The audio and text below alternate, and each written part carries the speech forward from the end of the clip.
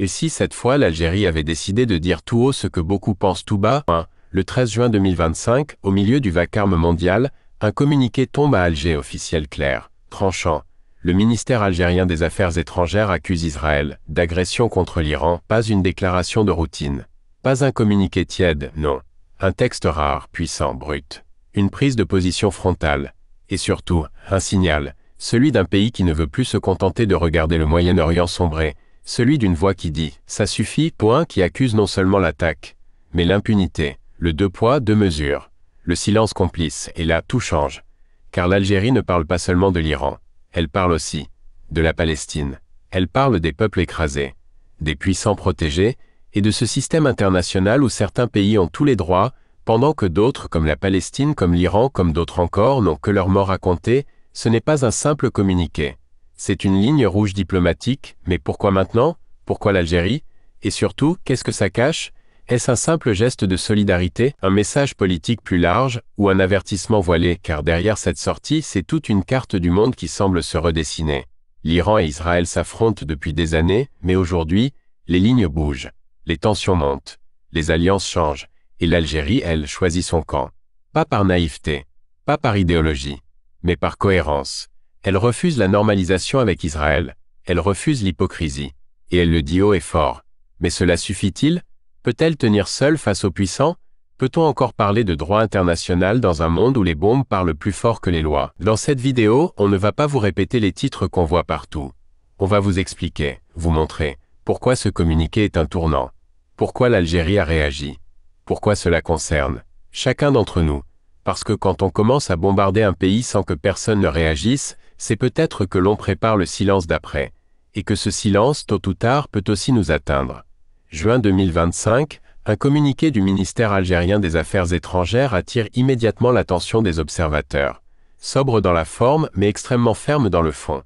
L'Algérie condamne fermement l'agression flagrante d'Israël contre la République islamique d'Iran. Une phrase, quelques lignes, mais qui disent beaucoup. Et surtout, qui tranchent avec le silence habituel des capitales arabes face aux tensions entre Téhéran et Tel Aviv. Dès les premiers mots, l'Algérie choisit son vocabulaire, agression, flagrant, violation manifeste du droit international. Elle accuse sans détour Israël d'avoir violé les principes fondamentaux de la Charte des Nations Unies. Mais ce n'est pas tout, Alger va plus loin. Elle évoque l'impunité, l'indifférence et l'absence de responsabilité dont bénéficierait l'État hébreu. Une triple accusation, diplomatique, politique, éthique, ce langage diplomatique n'est pas anodin. Dans les relations internationales, chaque mot est pesé, chaque tournure étudiée. Ici, l'Algérie choisit de briser une forme de neutralité arabe qui s'est installée ces dernières années autour des actions militaires d'Israël dans la région. En particulier contre l'Iran, dont la figure inquiète autant qu'elle divise. Mais pourquoi maintenant, et pourquoi l'Algérie? Pour le comprendre, il faut d'abord analyser ce que signifie une attaque israélienne contre l'Iran dans le contexte actuel. Et ensuite, ce que signifie une réponse aussi ferme d'un État comme l'Algérie. Car ce communiqué est bien plus qu'une réaction ponctuelle. C'est une déclaration de principe, une affirmation de posture, et peut-être même un avertissement. Ce que le communiqué algérien désigne comme une agression flagrante n'est pas une première. Depuis des années, Israël mène ce qu'il appelle une guerre de l'ombre contre les positions iraniennes en Syrie, en Irak, et même parfois, discrètement, sur le territoire iranien. Le motif officiel, empêcher l'Iran de développer l'arme nucléaire et contrecarrer l'influence des gardiens de la révolution au Levant. En avril 2025, plusieurs médias occidentaux et israéliens ont rapporté une opération non revendiquée ayant visé un site militaire iranien dans la région d'Ispahan. Les soupçons se sont aussitôt tournés vers Israël. Téhéran a juré de répliquer. Mais ce 13 juin, l'Algérie décide, elle, de parler. Et de dénoncer. Pourquoi ce timing? Parce que ce qui s'est produit dépasse probablement les frappes traditionnelles. Il s'agirait, selon certaines sources non confirmées, d'une attaque ciblée sur une infrastructure nucléaire ou sur des officiers iraniens de haut rang. Un changement d'échelle. Une opération de trop. En réagissant publiquement, Alger ne fait pas que condamner. Elle trace une ligne rouge.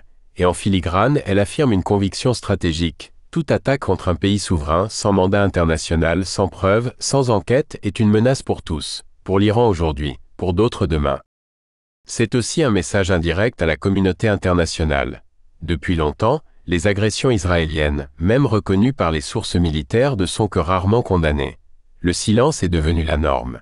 Mais l'Algérie choisit ici de rompre ce silence. Et ce choix n'est pas isolé. Il fait écho à une tradition. L'Algérie ne condamne pas seulement l'attaque. Elle en analyse les causes profondes. Cette attaque n'aurait pas été possible sans l'impunité, l'indifférence et l'absence de responsabilité dont bénéficie l'occupation israélienne. Ce sont des mots lourds, adressés à la face du monde. Cela signifie une chose très claire. Pour Alger, si Israël frappe sans être sanctionné, c'est parce qu'il est protégé politiquement et diplomatiquement, notamment par les États-Unis, et parce que les institutions internationales comme l'ONU échouent à faire respecter le droit lorsqu'il s'agit d'Israël. Mais ici, l'Algérie prend un risque. Elle nomme ce que beaucoup se contentent de suggérer. Elle ose pointer l'hypocrisie. Et en le faisant, elle s'aligne clairement avec les États qui contestent le système international actuel. Les BRICS, les pays du Sud global, ceux qui réclament une réforme des institutions héritées de la Seconde Guerre mondiale. En appelant le Conseil de sécurité à assumer ses responsabilités, l'Algérie cherche à repositionner le droit international comme boussole, non pas comme un outil à géométrie variable, mais comme une norme universelle. Et ce faisant, elle tente de construire une légitimité diplomatique au-delà de son propre espace national. Ce qui frappe dans le communiqué, c'est la volonté d'Alger de lier l'agression contre l'Iran à celle contre les Palestiniens. Une politique d'agression systématique, y compris contre les Palestiniens dans les territoires occupés. Autrement dit, Israël ne chercherait pas seulement à neutraliser l'Iran pour sa sécurité nationale. Il mènerait une stratégie globale, dominer ses voisins par la force, au mépris du droit, en se reposant sur des alliances et une couverture diplomatique. Cette lecture n'est pas partagée par tous. Certains États arabes voient encore l'Iran comme la principale menace régionale. D'autres ont normalisé leurs relations avec Israël au nom de leur propre sécurité ou de leur développement économique. L'Algérie, elle, maintient une position rare, soutenir la Palestine, rejeter toute normalisation, dénoncer toutes les formes de domination unilatérale. Ce positionnement lui vaut respect chez certains, critique chez d'autres. Mais il est cohérent. Et surtout, il est constant.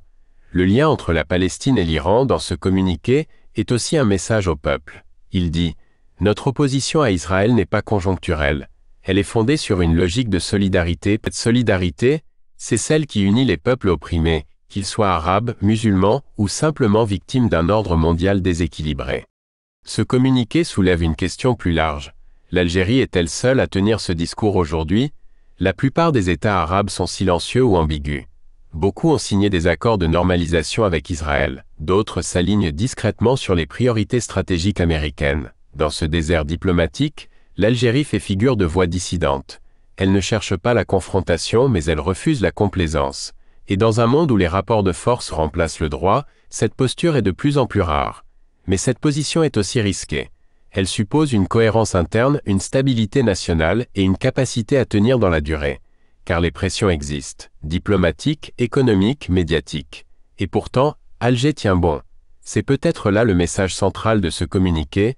L'Algérie ne se tait pas, même quand tout pousse au silence. Elle rappelle que la diplomatie peut être une arme. Une arme de résistance. Une arme d'alerte. Une arme pour rappeler au monde que les principes existent encore, et qu'ils peuvent parfois être défendus.